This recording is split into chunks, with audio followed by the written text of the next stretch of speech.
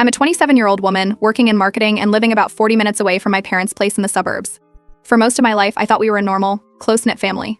My parents were involved, my extended family was supportive, and holidays always felt like something out of a commercial. I wasn't spoiled, but I was appreciated. At least that's how I saw it. Growing up, I played the role of the dependable daughter. I handled errands when they needed help, picked up groceries during their busy weeks, scheduled medical appointments when my dad had insurance lapses, and even pitched in with money a couple of times when they were between jobs. I didn't mind. I was raised to believe that's just what family does. 3 years ago, things started to change, subtly at first. My parents became godparents to Alina, a teenage girl whose parents were friends of theirs and had passed away in a tragic car accident. It was supposed to be temporary, just until her situation stabilized. I remember driving over to drop off some of my old college sweaters and offering to help her prep for SATs. At the time, it felt like the right thing to do. But the temporary situation became permanent. Alina stayed. And little by little, the balance shifted. The first time I noticed something off was when I opened our family group chat and realized I hadn't been included in a whole thread about a birthday dinner for my mother. I had been planning something for her for weeks.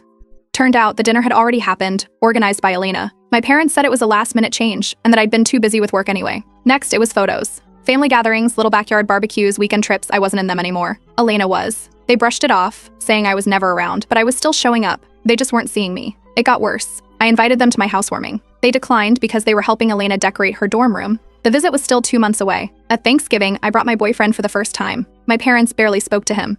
The whole night, they fawned over Alina's cooking, complimenting her brilliant takes on side dishes and asking her to share recipes like she was hosting a cooking show. When I casually mentioned my recent promotion at work, my dad nodded and changed the subject to Alina making the dean's list.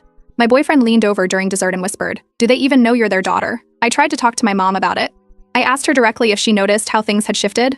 She got defensive, said I sounded jealous and selfish, that Alina had no one left, that she deserved to feel like she belonged. She said I was lucky, I had a job, a home, a partner. Alina had nothing. That's when I stopped trying to share. I stopped announcing things like new cars or career wins. I stopped checking in every week. I kept showing up, but a little less. It became a pattern. I watched my parents introduce Alina as our girl at a family friend's barbecue. They didn't even say goddaughter, just our girl.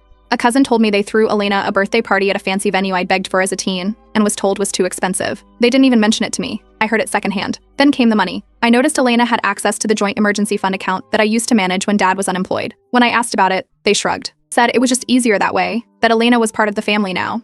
The final straw was when my mother casually told me that Alina would be using the summer cabin for a getaway with friends, the same cabin I'd already reserved with my old college roommates. They claimed they forgot. Alina had already made plans, and it would be more fun for her anyway. So I stopped fighting it. I started playing along.